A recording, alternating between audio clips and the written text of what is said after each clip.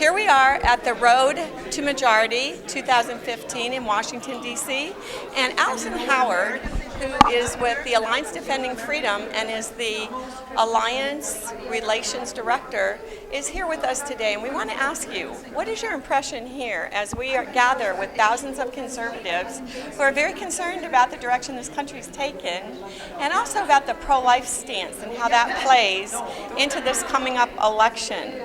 It's been a beautiful event so far. We actually just got done, one of my favorites, a panel on pro-life generations, just going through different backgrounds, different women's stories of what it's been like to grow up in a culture that is okay with something like abortion. So we heard from a woman who not only gave up her child for adoption, but a girl that was that child.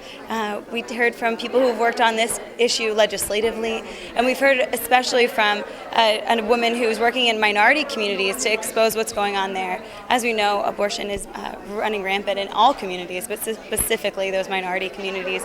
So we talked about ways to help. Thankfully, we know that abortion is declining in every state. In fact, since 2010, abortion's declined over 12% in our country. That's good news. But any baby lost to abortion is a loss, and we're losing over 3,000 babies a day due to this sort of terrible violence against women, violence against babies in the womb. And so it's been really great for me to see so many people of different backgrounds come together to talk about that here. So here we are, and we're in Washington, where there's also a bill coming up called the Pain Capable Prevention Act, and we want to stop abortions at least, if not completely, at 20 weeks. And I want to know what you think. Is that something young people are seeing the need for, or are they avoiding that? I mean, with the 3D ultrasounds now and all the evidence, what do you say? Well, the Pain Capable Unborn Child Protection Act is a really neat piece of legislation that would protect babies at 20 weeks in utero. And we know at that point babies can feel pain. They have eyebrows, fingernails, they respond to their mother's voice.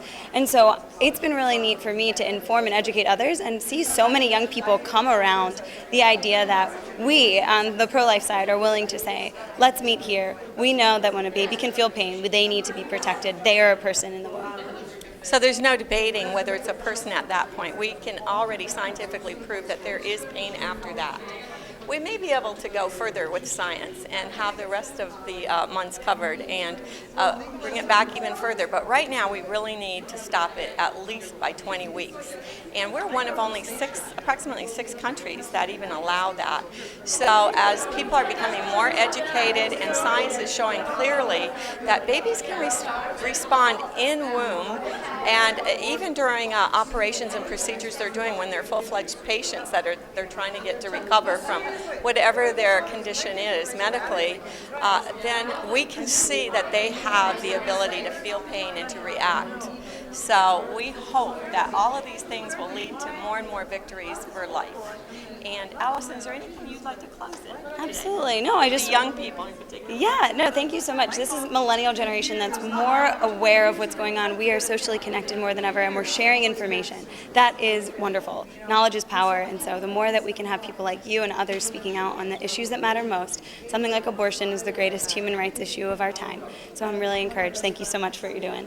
Very well said. The greatest human rights issue of our time. I couldn't add anything more to that. Thank you, Alison. Thank you.